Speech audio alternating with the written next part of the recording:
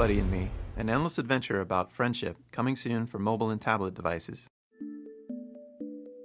I feel lucky to have been a part of big productions like Metroid Prime and Halo 4, but even when I was working on those, I feel like the exploration aspects were more important to me than the combat. So for a while now, I've been interested in trying some more lighthearted, playful kinds of game experiences on smaller platforms like tablet and mobile.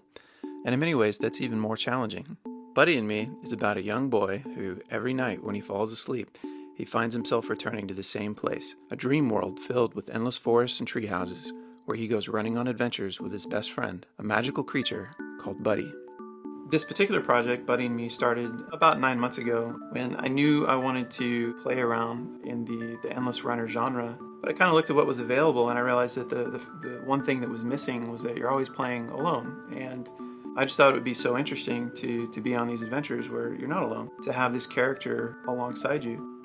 The two main characters of Buddy and Me are the boy, who the player controls, who runs through his dreams every night, and Buddy, who's his best friend, and he's a magical creature that exists in this dream world. A big theme in the story of Buddy and Me is companionship and friendship. And that's a really tough thing to convey in a game. And so we've actually put a lot of thought and effort into kind of building that relationship up between Buddy and the boy. And, you can tell that they really care for each other. I've been thinking for over a decade now about the whole concept of companionship in games, of friendship, if it's possible to really show that in an interactive experience. As we're designing Buddy and animating him as well as the boy, we're making sure that they're both focused on one another. From that point on, it just became a matter of what are the mechanics that are going to make that happen. For example, you could fly up and the boy can bounce off his belly and make it across a much larger gap. Or if there's a long gap coming up, Buddy might grab onto a big tree branch and then hang its tail down, and the boy can grab onto the tail and swing across the gap. One of the things that's magical about treehouses is it doesn't matter how old you are. I think it brings out that kind of inner child. You look up and you see something that doesn't belong. There's something really magical about that. So Jason conveyed that to me and he was like, hey, wouldn't it be cool to have like an endless treehouse? And I was like, yeah, that would be pretty awesome. What could be better than just like a continuous awesome treehouse going forever? One of my old mentors at Nintendo actually told me once that it's not just enough to try to make a unique game, but you also want to try to make something that only your studio could do.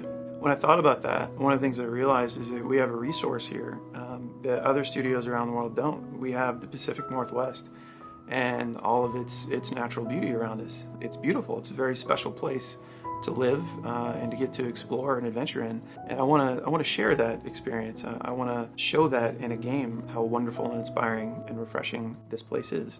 If we need to get some reference material, it's great. We can take a day off and actually all go into the woods and experience it firsthand. When we go on hikes, we go reference gathering, then you come back with fresh material, fresh inspiration, and then you create that stuff. And when I usually start with a front layer, and then I try to kind of match everything else behind the character to be in balance and harmony with the front layer. If we could keep developing for a while, we could put in a bunch of new features. We could implement zip lines that the boy could ride on. We could add day-night cycles so you get a lot of different environment effects going on.